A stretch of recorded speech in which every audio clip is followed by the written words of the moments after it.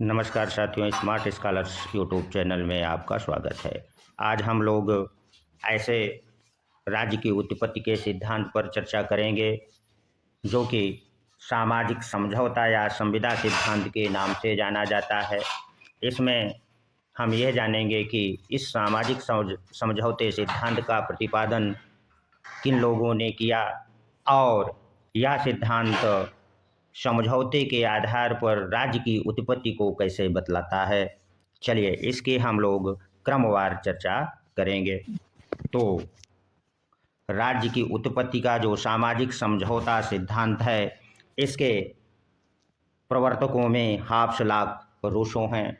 और अब प्रश्न उठता है कि जो राज्य के सामाजिक समझौता सिद्धांत का प्रतिपादन हाब्स लॉक रूसो ने किया, ये कब किया था? तो इस सिद्धांत का प्रतिपादन 17वीं 18वीं में किया गया और इस सिद्धांत में ये कहा गया कि राज्य एक मानवीकृत संस्था है, अर्थात ये मानव द्वारा एक निर्मित है।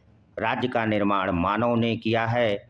और आगे सामाजिक समझौता सिद्धांत में ये कहा गया कि राज्य का निर्माण प्राकृतिक अवस्था में रहने वाले व्यक्तियों ने समझौते के आधार पर किया।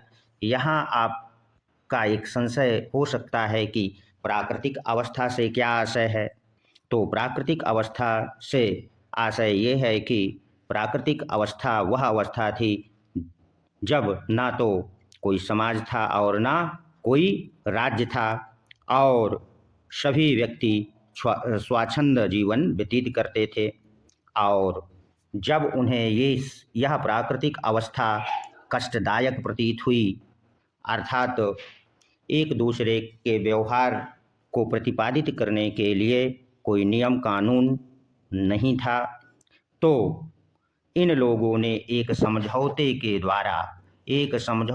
द्वारा राजनीतिक समाज की स्थापना की, जिससे राज्य का उदय हुआ।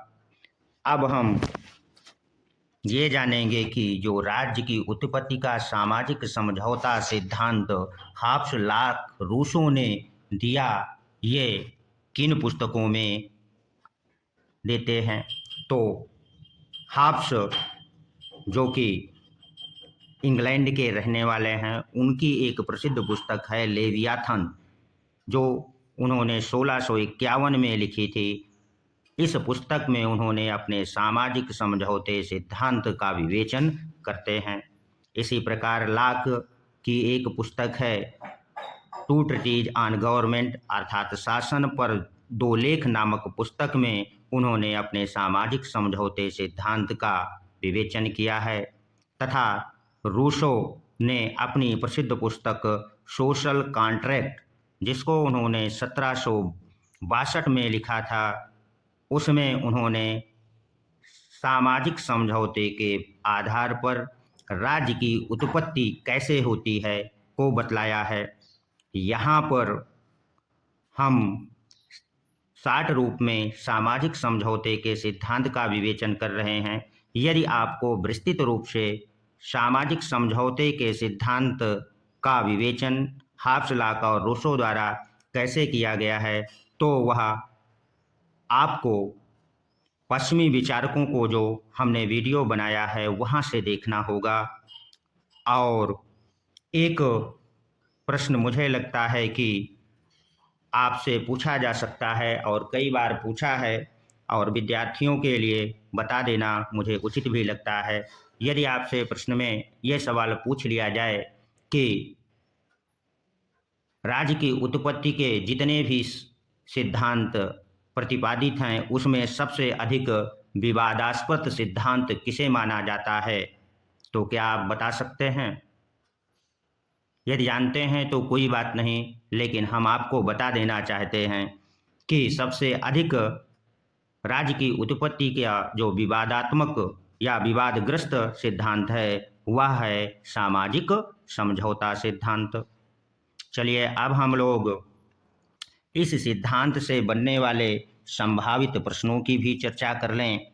तो कौन कौन से प्रश्न बन सकते हैं या कौन से प्रश्न पूछे जा सकते हैं। तो आपसे पूछा जा सकता है कि सामाजिक समझौता सिद्धांत के प्रतिपादक कौन हैं? तो आपको उत्तर देना होगा हाब्स लॉक रूसो।